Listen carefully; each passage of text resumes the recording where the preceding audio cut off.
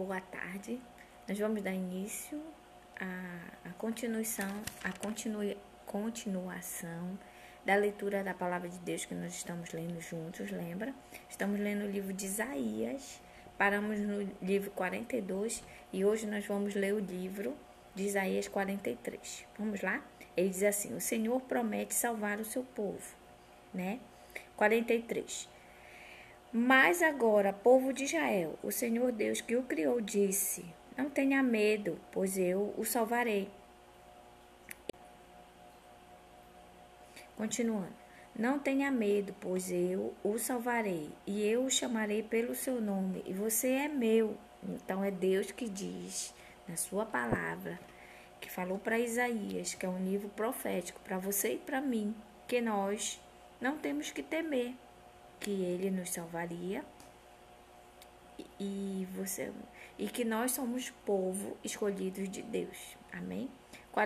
Número 2. Quando você atravessar águas profundas, eu estarei ao seu lado e você não se afogará.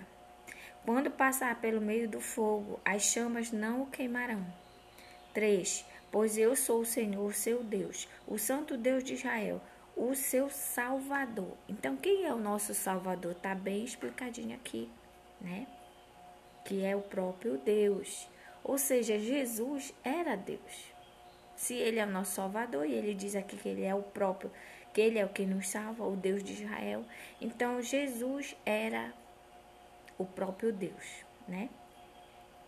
Então, ele diz aqui para nós, pois eu sou o Senhor, seu Deus, o Santo Deus de Israel, o seu Salvador. Dei como pagamento o Egito e a Etiópia e Seba, a fim de que você fosse meu. 4. Para libertar você, entrego nações inteiras como o preço do resgate, pois para mim você vale muito. Você é o povo que eu amo, um povo que merece muita honra. Então você, que é um escolhido de Deus, saiba que Deus lhe olha com um olhar diferenciado, um olhar que só Deus pode ter, um olhar diferenciado de carinho, de amor, de proteção, tá bom? 5, lá no 5, não tenha medo, pois eu estou com você. Então Deus nos diz que Ele está conosco, creia nisso, creia que o Senhor está aqui, creia que o Senhor está ao seu lado, porque Deus ele é onipresente. O que é isso, Ranilde? Onipresente é que Ele está em todos os lugares, ao mesmo tempo, de tão grande que o nosso Deus é. Aí ele fala aqui, do leste e do oeste levarei o meu povo de volta para o seu país. Ou seja, no dia que ele está falando, né? Lembra que o profeta Isaías era um escritor, poeta. Né? Então ele está falando aqui que no dia final ele vai trazer o povo de Deus que está espalhado no mundo inteiro, ok? Ordenarei ao norte que os deixe sair, e direi ao sul que não os segure, dos lugares mais distantes do mundo. Deixem que o meu filho e as minhas filhas voltem para casa. Ou seja, a nossa casa, né, assim como era no Jardim do Éden, a casa de Adão e Eva, a nossa casa, a Nova Jerusalém, ele diz que está pronta e que ele vai nos chamar para lá. Aleluia. 7. Todos eles são o meu povo, o meu próprio povo. Eu os criei e lhes dei vida, a fim de que mostrem a minha grandeza. Então, se você não sabia, para que eu nasci? Já parou para pensar nisso? Qual a sua função aqui na terra? Aqui em Isaías 43, 7 diz, a fim de mostrarem a minha grandeza. Nós nascemos para demonstrar a grandeza de Deus nessa terra, certo? Então, você nasceu para o louvor de Deus, que te criou. Amém? Aí ele continuando aqui, o Senhor, o único Deus. Agora no versículo 8, Isaías 43, 8. O Senhor Deus diz, tragam o meu povo para ser julgado. Eles têm olhos, mas não veem, têm ouvidos, mas não ouvem, Reúnam-se no tribunal todas as nações, ajuntem-se todos os povos. Por acaso um dos seus deuses anunciou o que ia acontecer? Algum deles disse o que está acontecendo agora? Que eles tragam as suas testemunhas e provem que estão certos, a fim de que todos digam, é verdade mesmo. Então, aqui nesse do 8 ao 9, ele está falando com você que ouve, mas não ouve, que vê, mas não vê. Que isso? O profeta Isaías está dizendo porque a palavra de Deus ela é clara. Mas clara depois que Deus nos cura da cegueira do pecado. Né? Então, quando a gente está cego espiritualmente, o que é isso, Rani? Que a gente não consegue entender a palavra de Deus, que a gente não consegue seguir a palavra de Deus. Né? Quando você está assim, você lê e não segue, você e não entende, não faz aquilo que realmente está escrito, você é um cego espiritual. Então, ele está falando com você aqui que se você permanecer cego espiritualmente no dia do final, nós vamos ter um julgamento, todos nós sabemos, né? O julgamento final. E nesse julgamento ele vai perguntar, e aí, cadê o teu Deus? Ele te avisou que ia ter esse dia? Ele veio te defender? Lembra que Deus, ele não gosta que você o adore outra pessoa, o adore outro ídolo ou qualquer outra coisa. Ele quer que nós adoremos a Ele, o Deus verdadeiro. Então ele vai perguntar para a tia aí que ainda não fez essa decisão, que ainda não sabe, que ainda não assumiu que Deus é o Deus verdadeiro da tua vida, que no dia final você vai ter um encontro com Ele, vai ter que dizer o porquê, né? Então, a nossa oração é que você ore para que você consiga ver, ter olhos e ver, que você tenha ouvidos e ouça, que você consiga entender o querer de Deus para sua vida, viu? 10. O Senhor diz, povo de Israel, você é a minha testemunha, você é o servo que eu escolhi para que me conheça e creia em mim. E tenha que eu sou o único Deus, está aqui, ó, resumido. Antes de mim não houve nenhum outro Deus e nenhum haverá outros deuses. No 10, Isaías 43, 10 está específico. Ele diz que nós que cremos nele, que já entendemos, que não estamos naquela cegueira espiritual, que temos olhos, mas não vemos, ouvidos, mas não ouvimos, nós entendemos que Deus é o único Deus, que Ele é o Criador do universo, que só Ele merece toda a honra e toda a glória. Então ele diz aqui, né, que antes de mim não houve nenhum Deus. Então aqui ele está resumindo a mim e a você que não existe nenhum outro Deus que possa tomar o lugar do Senhor que criou os céus e a terra. Aleluia. Então peça para Deus, né, lhe libertar dessa cegueira espiritual. Amém? 11. Eu sou o Senhor, somente eu posso salvar vocês. Então, aqui em Isaías 11, Deus está falando, só Ele pode nos salvar. Ninguém mais. Ninguém mais. Só Deus. 12. Fui eu quem prometeu salvá-los. E, de fato, foi isso que fiz. E vocês são testemunhas de que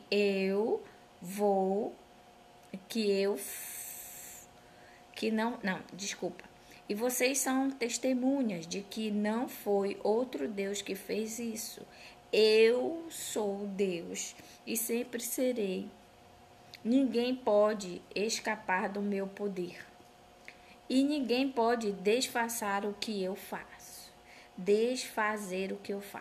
Então, fica para mim, para você. Lembra que a gente já estudou em Isaías nos outros para trás, 40, 41, 42. Que Deus é um Deus poderoso. Que ninguém nesse mundo que tem poder, tem aquele poder do mundo inteiro, pode contra o nosso Deus. Ninguém. Essa semana que passou aí foi a Semana Santa, não foi? Lá foi derrotado o diabo, que tem um poder, né? Ele tem poder sim, viu? Caso você não saiba, o diabo ele tem poder para muita coisa, e ele te engana de todo jeito. Ele pode curar, viu, diabo? Ele pode fazer muitas coisas, para te enganar. Então fica de olho aberto. E na Semana Santa, né, que a gente viu, que passou, que Jesus ressuscitou no domingo, né? Nós vimos o que aconteceu com aquela morte na cruz, crucial, morte horrível de cruz. Ali foi a nossa vitória. Sobre quem? Quem era que tinha um poder que ainda age aqui com a permissão de Deus? É o diabo. Então ali naquela cruz o diabo foi derrotado. Se você assistiu vídeos, filmes, você viu que naquela cruz, naquele ato ali, o véu se rasgou. Na hora daquela crucificação, da morte de Jesus naquela cruz, o véu se rasgou de baixo até em cima. E ali foi consumado a minha vitória, a tua vitória. A salvação entrou através da obediência de Jesus até a morte de cruz. Amém? 14. O Senhor, o Santo Deus de Israel, o Deus que salva, diz ao seu povo: por causa do meu amor por vocês, enviarei contra a Babilônia um exército que conquistará a cidade, e os gritos de alegria da babilônios virarão choro. 15. Eu sou o Senhor, o Santo Deus de vocês, e o Criador de Israel e do seu rei. 16. Há muito tempo o Senhor abriu um caminho no mar, uma estrada no meio das águas perigosas. 17. Ele derrotou um poderoso exército. Lembra, ele está falando aqui nesse versículo sobre a abertura do Mar Vermelho. Ele derrotou um poderoso exército, um exército de carros e cavalos de guerra. Eles caíram para nunca mais se levantar. Acabaram-se como um pavio que está se apagando. Então ele está falando aqui daquele episódio da abertura do Mar Vermelho, onde aquele exército foi consumido pela água, porque aquele exército estava atrás do povo de Deus. 18. Mas agora o Senhor Deus diz ao seu povo: não fique lembrando de que aconteceu no passado. Não continue pensando nas coisas que fiz há muito tempo atrás. 19. Pois agora vou fazer uma coisa nova, que logo vai acontecer, e de repente vocês a verão. Preparem um caminho no deserto e farei com que estradas passem em terras secas. 20. Serei louvado pelos animais selvagens, pelos chacais e pelos avestruzes, pois farei com que jorrem fontes no deserto e com que rios corram pelas terras secas, para dar de beber ao meu povo escolhido. 21.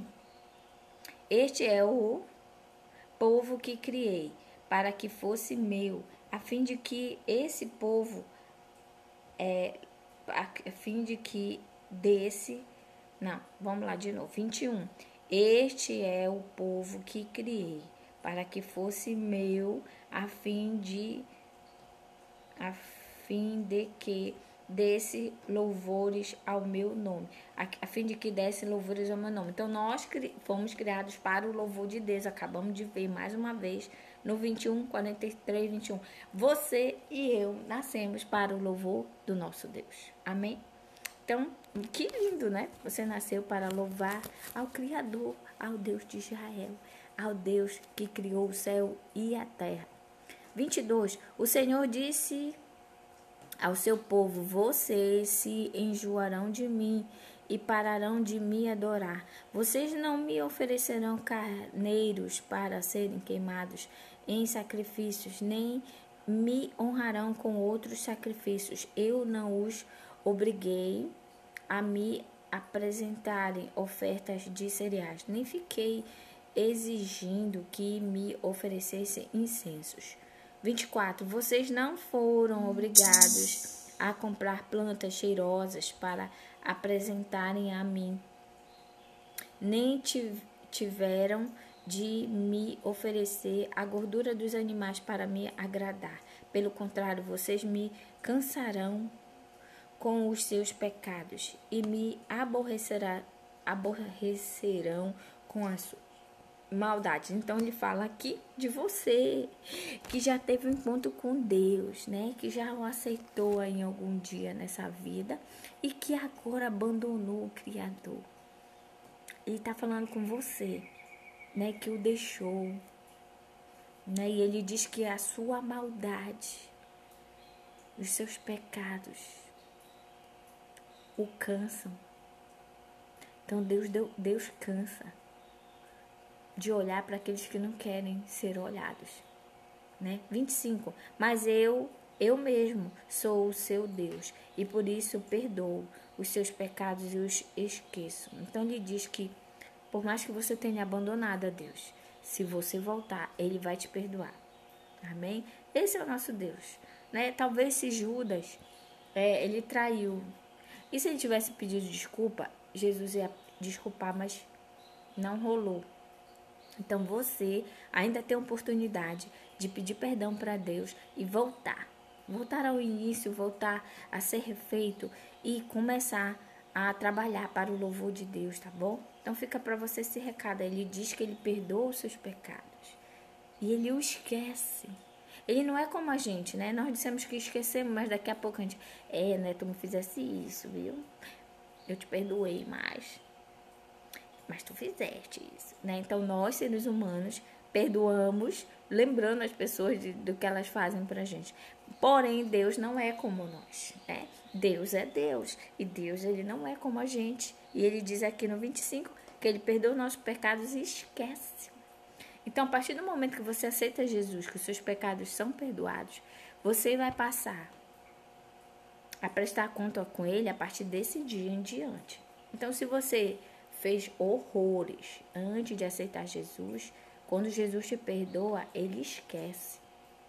Aí, a partir daquele momento que você aceitou a Cristo, é que você vai prestar conta com ele, entendeu? É ele que fala, não sou eu, está escrito na palavra dele. 26. Meu povo, se você tem uma causa contra mim, vamos juntos ao tribunal? Apresente as suas provas e veremos se você tem razão. 27. O pai da sua raça pecou. Os seus profetas também pecaram contra mim. E as suas autoridades profanaram o meu templo. Por isso eu deixei que Israel fosse destruída. Deixei que o meu próprio povo fosse humilhado. Então ele fala aqui que devido à desobediência, né, muitas das vezes ele nos deixa ser massacrados, né? Na verdade ele deixa a gente fazer aquilo que a gente quer e aí a consequência é ruim, né? Porque lembra que quando você aceita Jesus e você se propõe a temê-lo, a realmente a seguir, ele tem um zelo contigo, né? É igual pai e mãe, fica cuidando. Olha, não vai por aqui, meu filho, que tu vai te machucar. Não, meu filho, vem por aqui. Então, quando você anuncia que você é de Deus e você procura fazer as coisas para realmente servi-lo verdadeiramente, ele tem um cuidado contigo, viu? Ele não deixa tu cair, ele tá ao teu lado.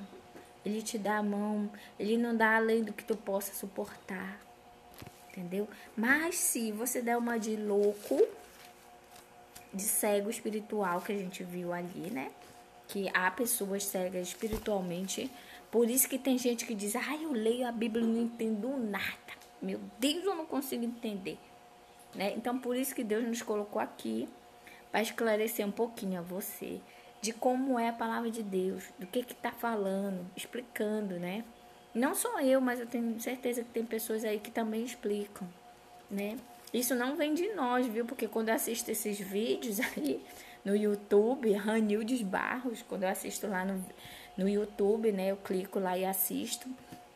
Quando eu assisto nos grupos do Facebook, eu fico meio assim de, meu Deus, fui usada, né? Até eu me espanto com aquilo que Deus faz com que eu fale para você e para mim, tá? Porque a palavra de Deus, ela é assim. Ao mesmo tempo que eu tô falando um alerta para você, Deus tá me alertando também, né? Deus também tá me dizendo que eu não posso abandoná-lo, né? Que eu preciso seguir, né? Que ele tá comigo. Então, quando eu falo isso para você, Deus tá falando para mim também, tá bom? Então, aleluia que a palavra de Deus está aqui. Aleluia, porque no Brasil nós podemos ler a palavra de Deus. tem lugares no mundo que não se pode ler a palavra. Tá? Então, se você puder e quiser, aperte aí no compartilhar e compartilhe bênção, né? Para que esse vídeo chegue a lugares talvez que você não possa chegar, tá bom? E a você que está ouvindo, que o Senhor te cure da cegueira espiritual, para que você veja o que é pecado e o aceite verdadeiramente, tá bom? Vamos orar nesse momento? Senhor Deus e Pai, muito obrigado por mais um dia ler a Tua Palavra. Obrigado pela semana que se passou, Senhor, a Semana Santa, onde relembramos a Tua morte, a morte de cruz, uma morte horrível, humilhante, mas que teve um fim glorioso, que foi a vitória sobre a morte, sobre o inimigo dessa terra, Senhor, sobre o inimigo que vive, que ainda está aqui pairando nesse mundo que é o diabo. Te agradecemos porque através da tua morte, a tua obediência, né? E acabamos de ler Isaías que Jesus era o próprio Deus. Então, pela tua obediência até a morte de cruz, Senhor, a suportar tudo aquilo por nós, por amor, a todos nós, Senhor. Tu nos deste a vitória e a certeza da salvação e te damos glória a Deus, porque tu és um Deus verdadeiro, um Deus que cumpre aquilo que tu prometeste e tu nos prometeste nos dar a vitória, a salvação, e ela veio através do teu Filho Jesus Cristo, morto naquela cruz. Muito obrigado.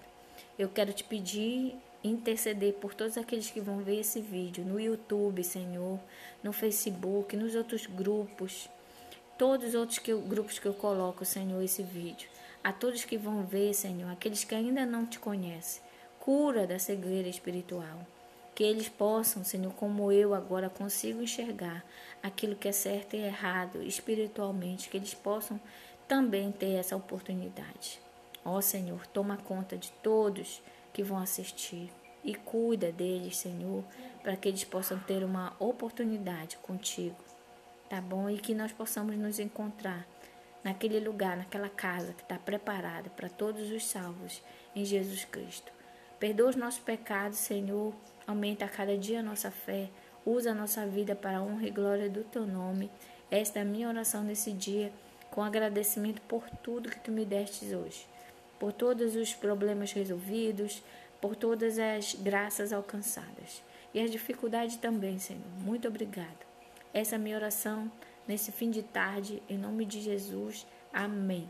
Muito obrigada, um beijo e, se você puder, compartilhe bênção. Até amanhã, se Deus permitir, tá bom? Tchau.